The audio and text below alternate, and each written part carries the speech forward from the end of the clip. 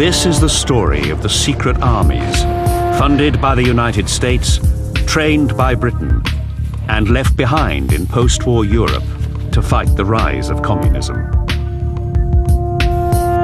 This is also the story of how they turned against their own people.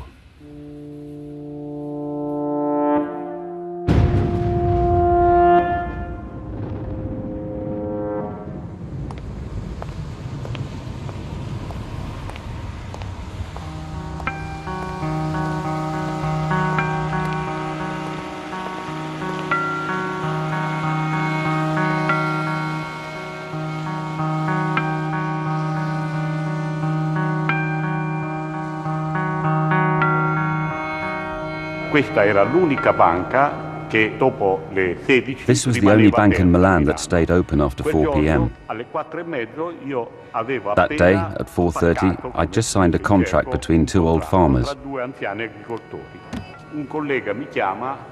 A colleague called me saying, "Come upstairs, I need you to give me some papers." When I arrived, I realized I had forgotten a receipt. I opened the window and tried to call these two people, but they couldn't hear me. So I closed the window and did quite an unusual thing. I leant against the glass. At 4:37 p.m. on the 12th of December 1969, a bomb exploded at the headquarters of the National Agrarian Bank in Milan's Piazza Fontana. It was an apocalyptic scene. Dead, injured, safe deposit boxes sprung open. I started to cry, "It's a bomb, it's a bomb," until someone from the police put their hand over my mouth and took me outside. 17 people were killed and 80 seriously wounded.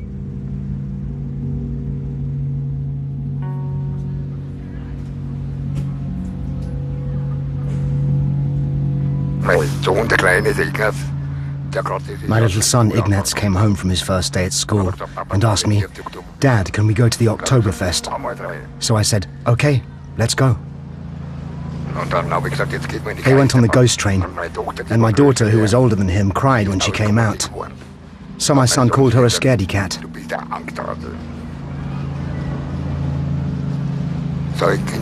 Later I bought them a balloon and started to head home. But when we were close to the exit, suddenly...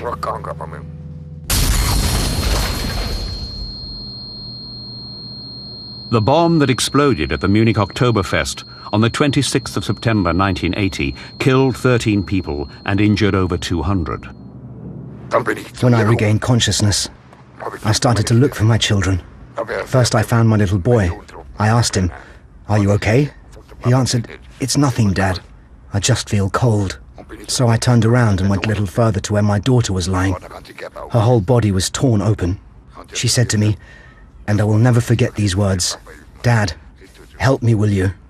Then she died. My son had 2 bomb fragments right through his head. So both of my children died. I just can't help wondering, why?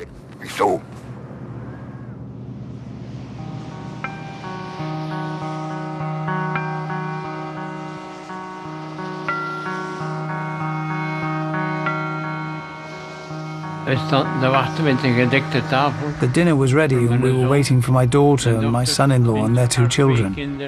Saturday was our family day. All of a sudden I heard shooting from the Delhaize supermarket. We ran out to the terrace and my wife screamed, "My children." I said, "Calm down, I will have a look at what happened."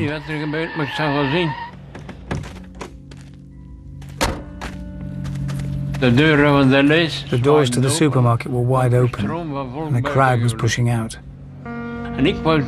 I wanted to go in, against the tide, but people were saying don't. People have been shot in there. Then they told me that my whole family had been shot. On the 9th of November 1985, a gang of armed men opened fire inside the Delhaize supermarket in Aalst, Belgium. and there were 8 killed and 8 injured. Nobody understood. It was not classical gangsterism. The slaying was just one of a staggering 16 similar attacks carried out between 1982 and 85 that came to be known as the Brabant massacres. In total, 28 people died and 20 were injured. To this day, the killers have never been identified.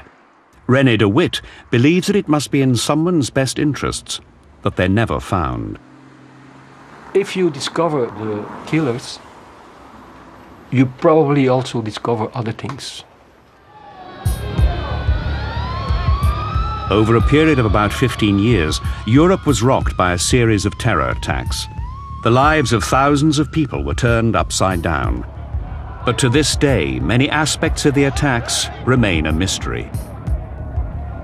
The bomb left in Milan's Piazza Fontana was one of the worst incidents, but 40 years on, no one has been convicted of the crime.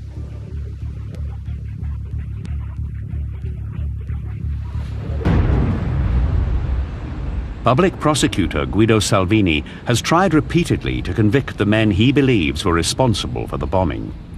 When we reopened the investigation in 1991, no one had been found guilty.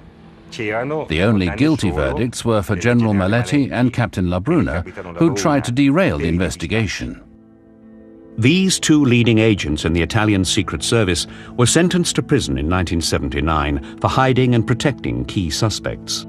The secret services had definitely obstructed the work of the judicial authorities by hiding evidence and burying reports.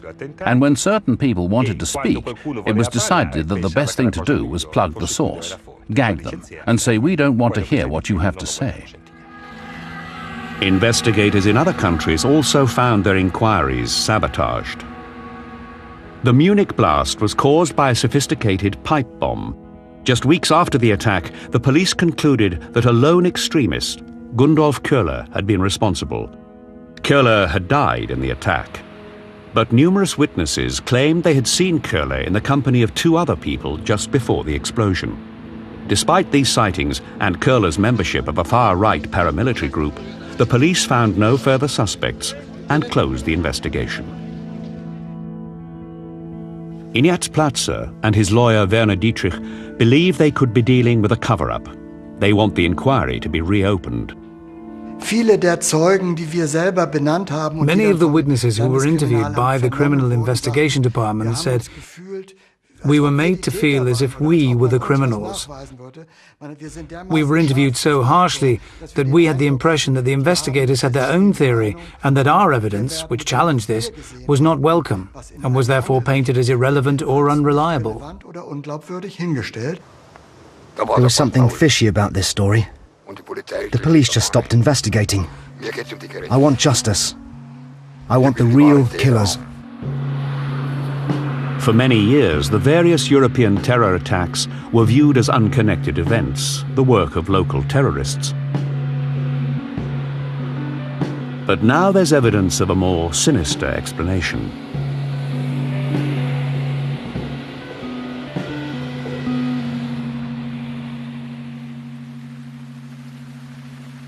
A car bomb in Italy, not long after the Piazza Fontana incident, helps shed some light on the other terror attacks in Europe. In 1972, near Petiano, in the northeast of Italy, a blast killed 3 policemen. Eventually, investigators trained their sights on Vincenzo Vinciguerra and his right-wing terrorist group Ordine Nuovo. Public prosecutor Felice Casson spent 10 years investigating the attack. First of all, the extreme left was accused. And then, because this line of inquiry didn't hold up, the state accused small local gangsters. At a certain point, it became clear that the Carabinieri, the secret services, the police, and even the magistrate's office in Gorizia had all played a major role in trying to derail the investigation. Investigators discovered that members of the Carabinieri and the Gorizia magistrate's office had doctored and suppressed crucial evidence in a bid to implicate left-wing extremists. It was the entire apparatus of state that covered up the movements of these neo-fascists who carried out this massacre.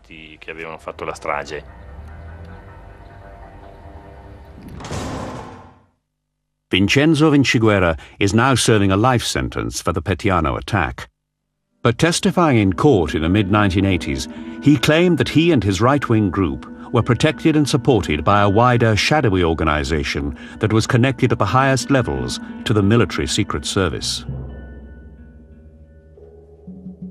At the time, Vinciguerra's claims were dismissed, but Casson, who had brought him to trial, kept on digging.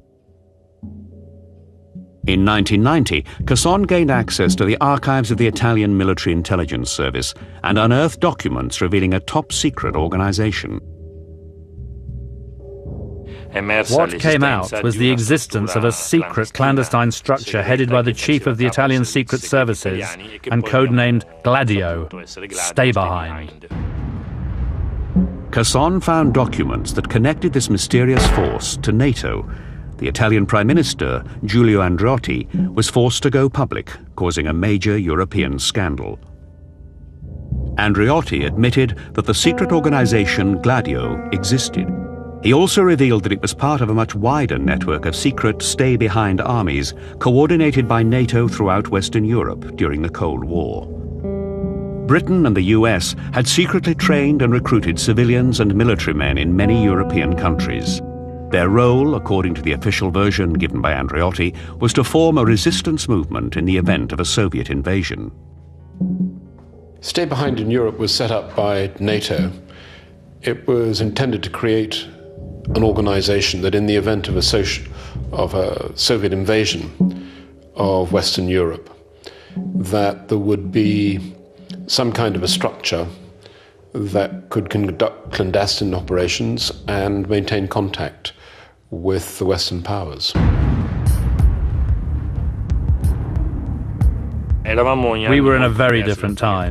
We were still in the Cold War. There was confrontation between West and East. Europe was truly divided in two. People were thinking about a possible confrontation between NATO and the Warsaw Pact all the time. Cold War in that sense is a time period which there was no peace. This was a war, it was a Cold War. And people died in the Cold War in a variety of ways. The Yalta Agreement of 1945 had divided the world into two blocks. The Allies and the Soviets would stop at nothing to maintain their influence in their respective spheres. In the early post-war years after Yalta, US spheres were dominated by the brutal Soviet takeover of the Eastern European countries and East Germany. Russia's gigantic military machine stood almost intact, by far the biggest still left in the world. The Allies' greatest concern was that the Soviets would march into the rest of Germany and even cross the Rhine. Historian Daniel Ganser is the first to have examined the stay-behind networks in Europe. NATO planners knew that the Soviet Union had a lot of manpower on European soil, so the Soviet Union could move very quickly to the Atlantic. And if you have such a situation, you must gain access to the territory again, and that was difficult. So they said, why don't we do it before? Okay, we set up arms caches, we put guns and munition and gold and whatever you need into these arms caches, and we have people already trained who know each other. And these people then can become active in case of a Soviet invasion as a guerrilla. In very straightforward terms, an organization, once it had been created, would nominate trusted individuals who would be recruited to participate in Stay Behind. They would then undergo training, and some of them would come to England. They would go to Fort Monkton, which is the SIS training facility just outside Gosport, and there they would be taught tradecraft, clandestine communications, exfiltration, infiltration techniques, and then once they had completed the course, they would return to their normal activities. Most likely they would be reservists. The concept of stay behind was born out of the Second World War experience of the Special Operations Executive, a branch of the British Secret Service, MI6. Special Operations Executive, its main role was sabotage in Europe, working with networks in France, Belgium. They were there to disrupt German lines of supply, blow up trains, etc. Shortly after war ends, these same networks are then turned around against the Russians. The Americans came in the late 1940s with lots of money. They had the resources, they had the equipment, they could outdo MI6 in all areas. We're going to send the men who can train them to fight that kind of war. And we have these men, experts in this kind of guerrilla warfare? You bet we have. After the Second World War, Britain and the US established a secret network of stay-behind armies in over 15 European countries, including neutral Switzerland and Austria. They were managed by the local secret services in close cooperation with the CIA and MI6. In each country, the network had its own name: Gladio in Italy, SDRA-8 in Belgium, Überall-Agenten in Germany. Gladio foot soldiers were recruited from a variety of sources. It's not possible to stereotype the people that are involved in Gladio because they vary from country to country. The type of people also varies, depends on the terrain, maybe gamekeepers who are working in the mountains or the forests, skiers. Other places is clearly more urban-based. And most of them were convinced that communism was a threat. So these are people on the right, sometimes on the extreme right. But we also had people, conservatives, Catholics, who just wanted to defend their country. Men like Franco Bortolomeoli, a technician and keen parachutist from Bolzano in the far north of Italy. In the early 60s, aged 19, I joined up for a parachuting course in the spirit of adventure. The president of the association approached me one day and said, "If our country was invaded by a foreign power, would you be prepared to do something?" And I immediately responded, "Yes." "Fine, you're accepted." I asked, "Accepted by who?" "The less you know, the better." Our function wasn't to stop the Red Army. We wouldn't have been capable of stopping anyone, but to assist the people who came to our aid to enter the occupied territory.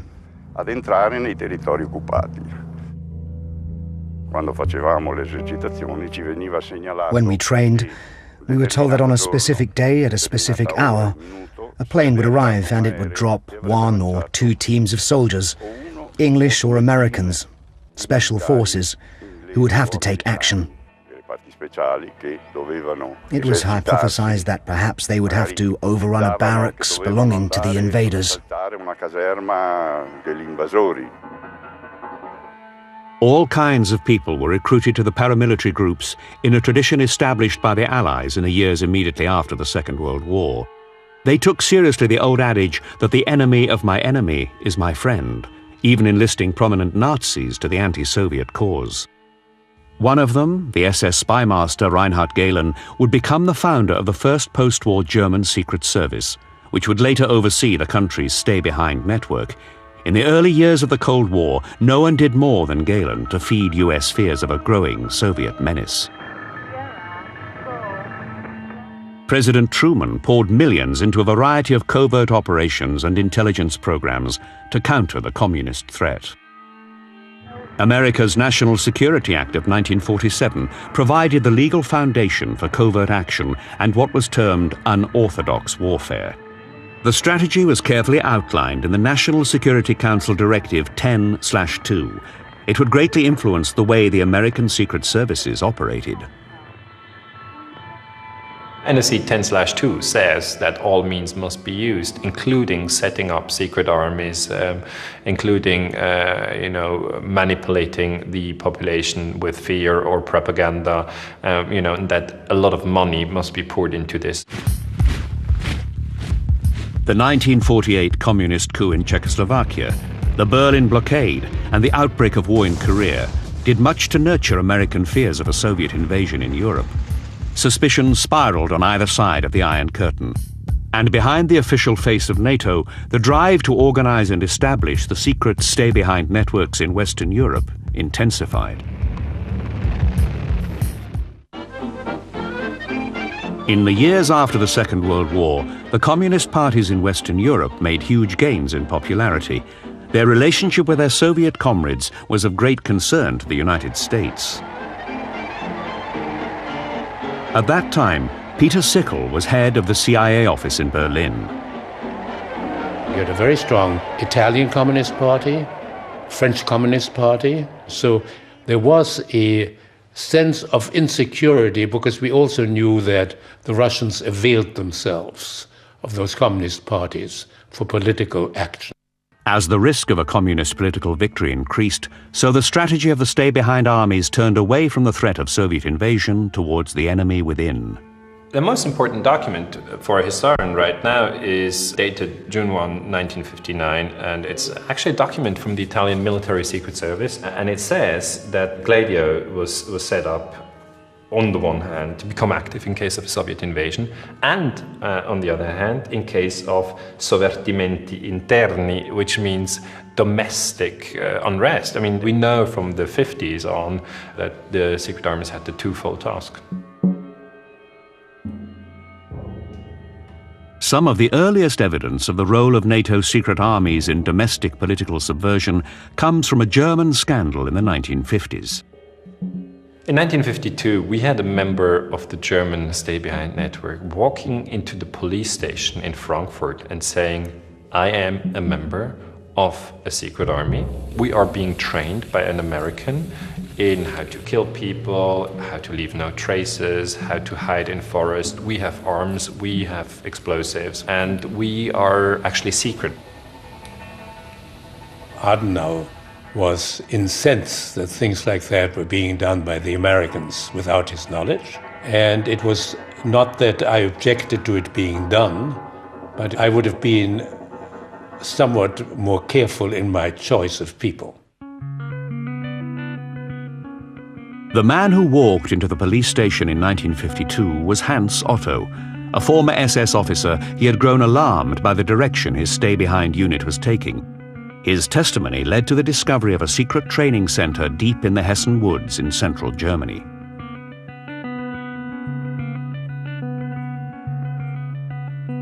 But what came as the biggest shock to investigators was that the paramilitaries seemed to have been handed a sinister political mission. They had lists of people whom they wanted to kill, respected members of the community.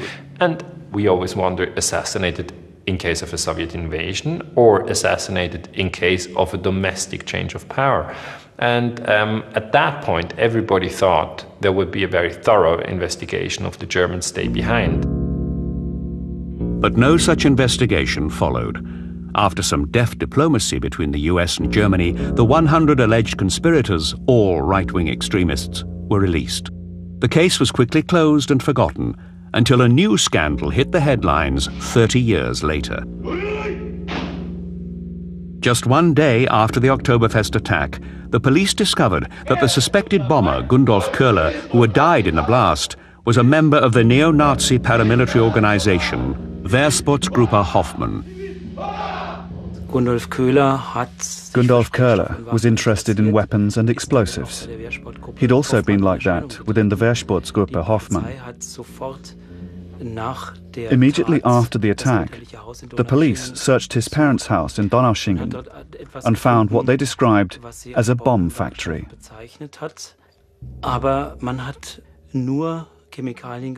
But they only found chemicals suitable for homemade explosives. Yet it was discovered that high-grade military explosives had been used in the Munich attack. One has to ask oneself how he got hold of this kind of explosive.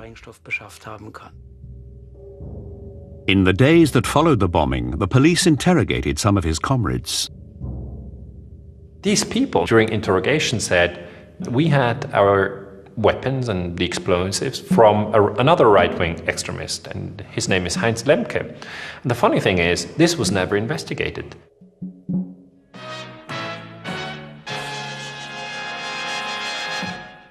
Guten Abend, meine Damen und Herren. Das Ausmaß der von Rechtsextremisten angelegten Waffen. In 1981, a year after the Oktoberfest bomb, hikers stumbled upon a huge arms cache deep in the Lüneburg woods of northern Germany.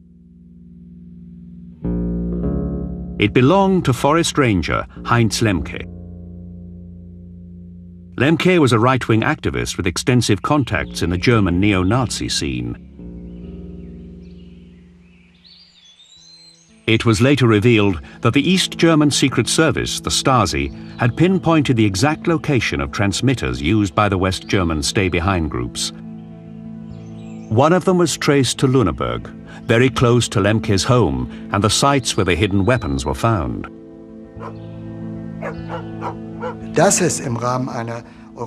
Weapons caches such as these were in the remit of a European strategy. That much is proven. But if you were then to investigate how much Lemke had to do with all this, to what extent he had weapons and explosives at his disposal, and to what extent these were similar or identical to the explosives used in the Oktoberfest attack, such an investigation would yield results. After his arrest, Lemke told investigators about the existence of a further 30 arms caches. He also said he was prepared to reveal his backers. But before he could deliver his testimony, he was found dead, hanging from the ceiling of his prison cell.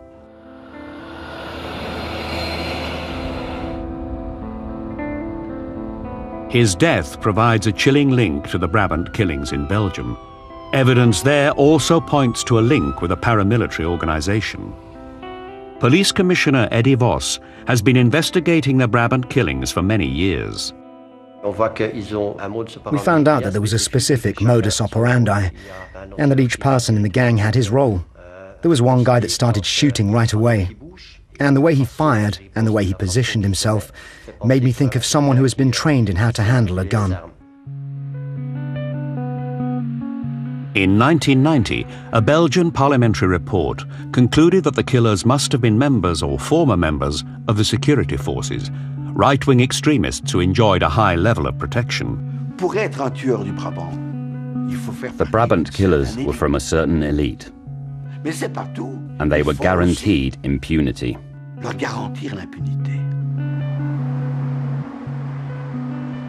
When a commission of inquiry tried to establish concrete links to the Belgian stay-behind army, SDRA-8, the head of the military secret service refused to disclose the names of the stay-behind soldiers.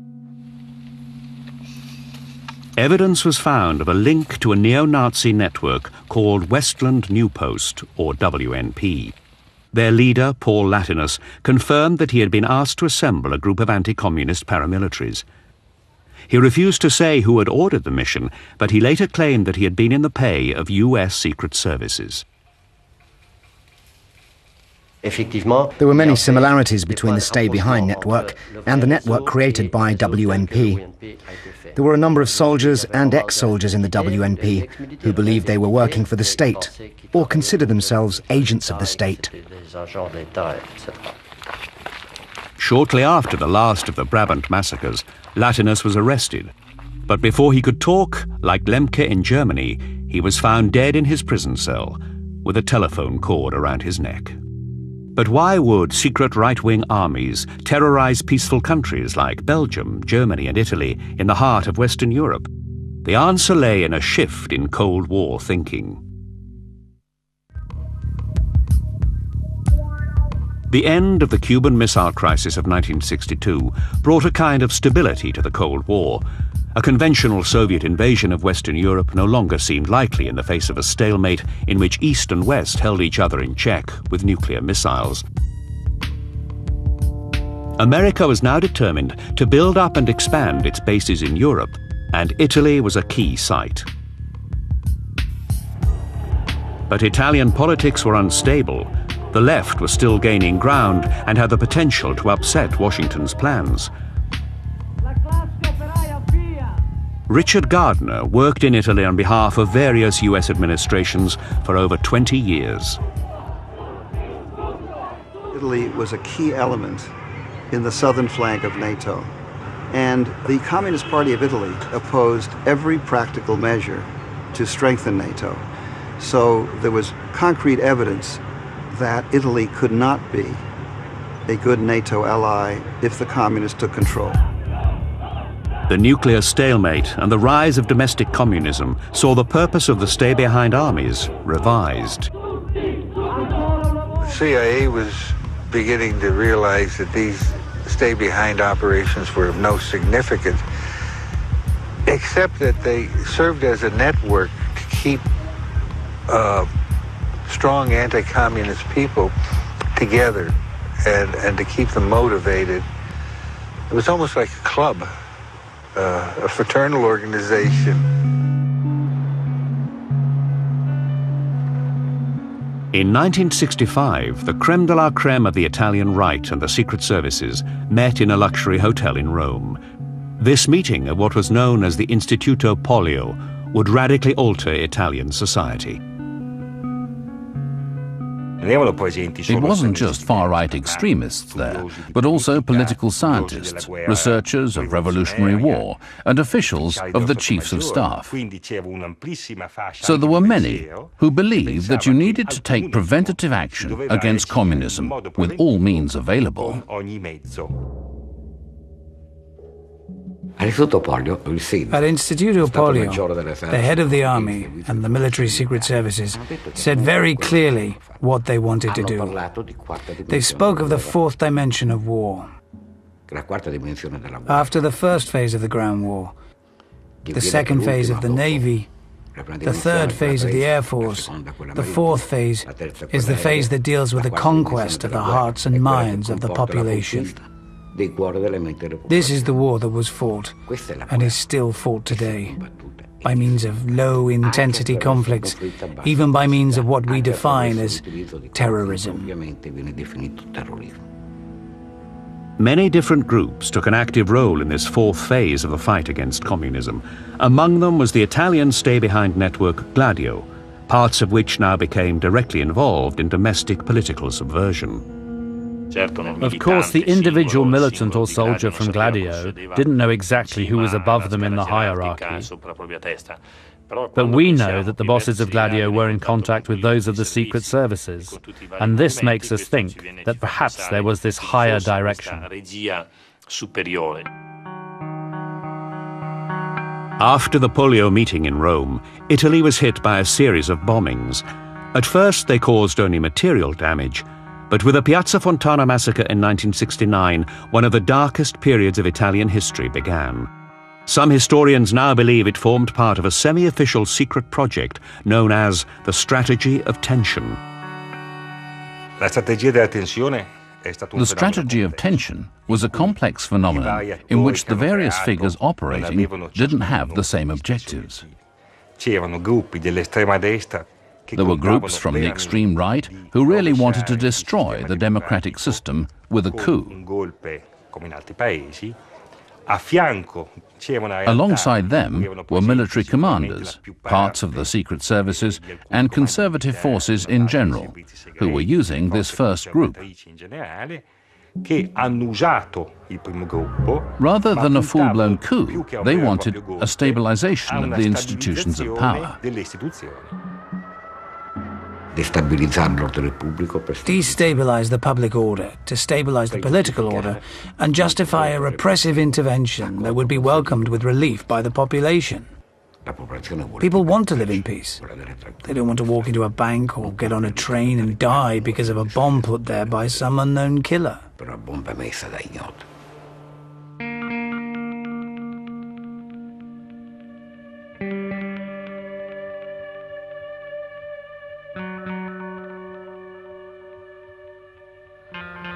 In Belgium, Police Commissioner Eddie Vos has come to a similar conclusion. He suspects the Brabant attacks were designed to create widespread fear.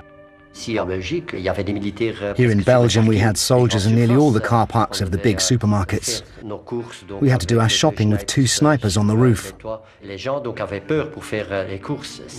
We were extremely frightened. And that fits into this strategy, which was an important element of terrorism. Belgium was scared. Once fear has been instilled in a population, you can make them do anything. The Brabant killings in the 1980s took place at a time of political unrest in Belgium. Tens of thousands of demonstrators had taken to the streets to protest against US plans to station new nuclear rockets on Belgian soil. It was a very troubled period in Belgium. We had hundreds of thousands of people on the streets demonstrating against the installation of missiles, and not everyone was happy with that. People realized that Belgium was the slack belly of NATO, and we had to prove to the American big brother that we were serious. The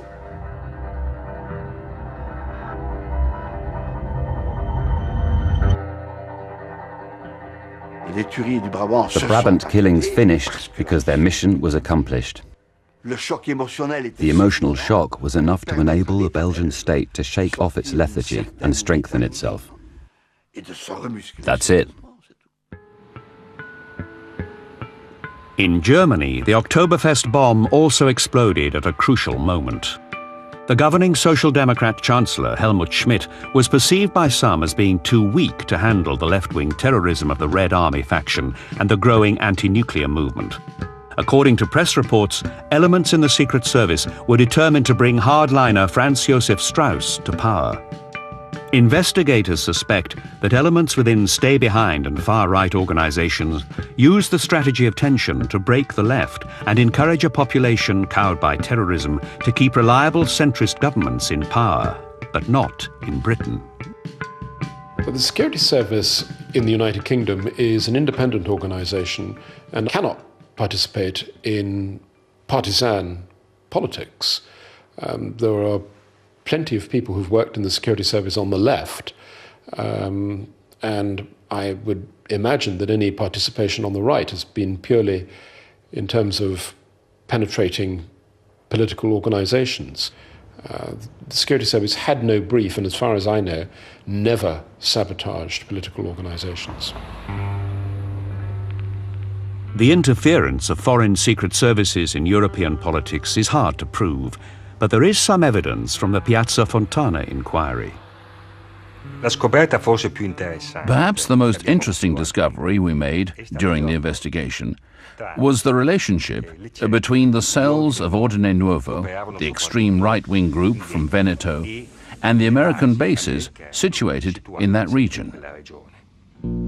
I visited our station in Rome in September, October '69, and the chief of station told me that he was having some problems with naval intelligence, which wanted to run some operations in Italy, some clandestine operations, and he seemed annoyed. And he said, I told him, I don't care if they run any operations, just as long as they don't interfere with any of CIA's work. While investigating the Piazza Fontana bombing, prosecutor Guido Salvini established the involvement of Carlo Di Giglio, a terrorist with the far-right paramilitary organization Ordine Nuovo, and an informant for US naval intelligence. Carlo Di Giglio was a militant for Ordine Nuovo. He dealt with the logistics side of things. He was a weapons expert and a central figure. He regularly visited US bases, such as the one in Verona. He was inserted by the US into their informers network. He kept them informed about what he was doing, and he also received instructions from them. So he was a kind of double agent. He told us all this in detail. When you speak of Carlo Di Giglio and the work he carried out at Piazza Fontana, you need to describe him in the correct terms. Not as a fascist, but as an agent of the secret services and the son of an agent of the secret services. It was the secret services that sent him to carry out this work for them inside the far right.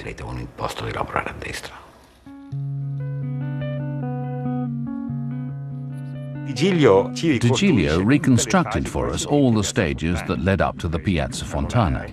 He told us about a cottage where he prepared the bombs, and he told us bits about Piazza Fontana. But not everything, because as a technician he observed the preparation of the explosives, but he remained behind when the car with the bombs started its journey to Milan.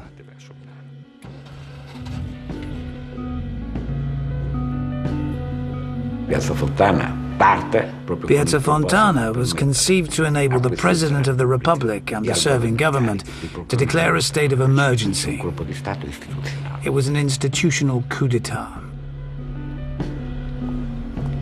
In 1969, the mechanism seemed perfect.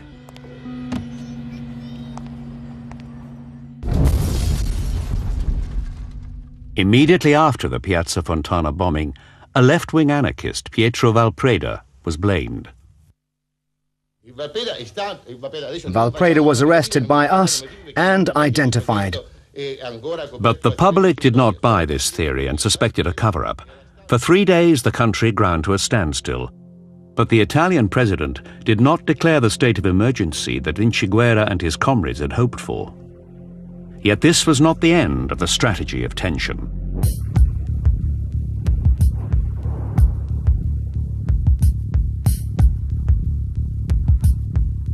Over the following decade, the Italian people were tormented by a series of terrorist attacks.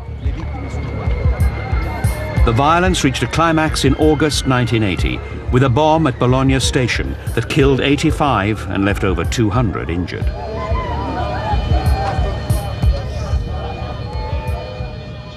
Convicted terrorist Vinciguerra believes that ultra-right groups such as his own were manipulated by the state.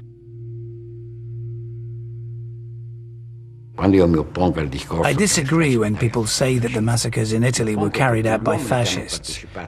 I oppose it because all those attacks were carried out by men who were working for the state apparatus. They were all connected to that apparatus and were always protected and hidden by it. Despite more than 20 trials, almost all those accused of involvement in the terror attacks have escaped jail. Men like Gianni Maletti, a leading agent in the Italian secret services, who was convicted of protecting Ordine Nuovo terrorists but fled to South Africa before serving his sentence. Or Delfo Zorzi, who is believed to have planted the Piazza Fontana bomb and who now lives in Japan. I was convinced for years that you can make mistakes in good faith. In the end, I've made mistakes myself belonging to this organization. But at a certain point, you have to tell the truth. In Italy, many of the terror attacks are still unsolved. For the Piazza Fontana murders, we still haven't found anyone guilty from a judicial point of view, even if the truth is in the thousands of documents collected by the Commission of Inquiry into the attacks.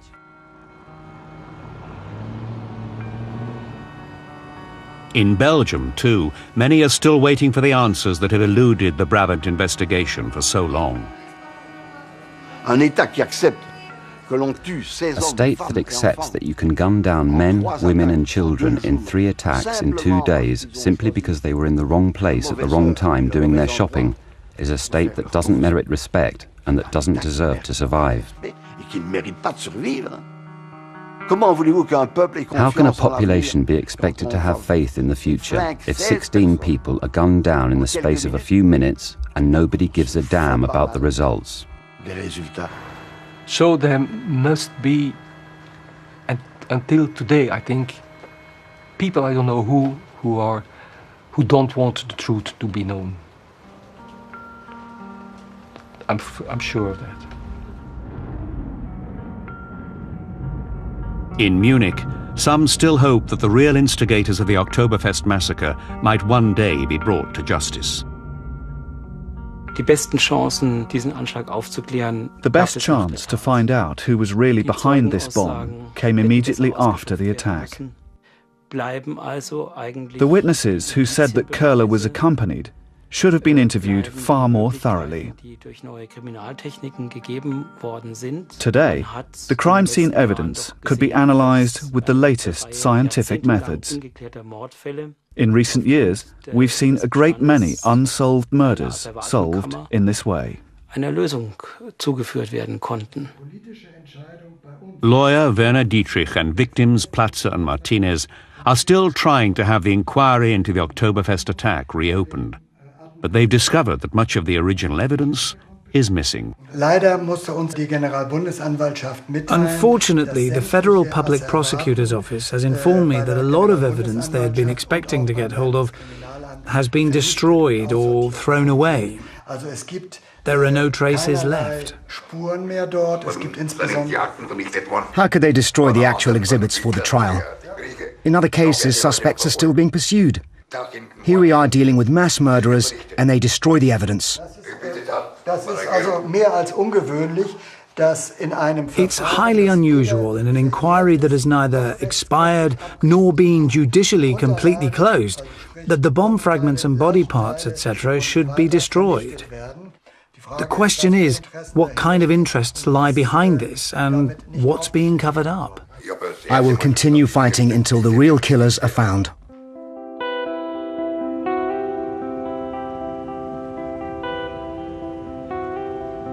NATO's secret army is an unfinished story. In November 1990, the European Parliament condemned Gladio and Stay Behind, requesting full investigations, which have yet to be done, and the complete dismantlement of these paramilitary structures. But 20 years on, there's no real proof that these secret armies have been disbanded. Those people who are so enthusiastic about covert operations should remember, first of all, they don't remain secret for very long. And they should ask themselves, if this operation becomes public, what will be the reaction, not only in America, but in the country concerned? What will it do to America's moral authority? The legacy of stay-behinds is that the tactics that created the stay-behinds in the first place are still in place and continue to be used today. They are standard operating procedure. The people who pay the primary price for this are ordinary men and women globally. The post-war fear of communism had created a secret army with deadly consequences. As wars are conducted against the new enemies of the West, can we believe that the lessons of the stay-behind armies have been learnt?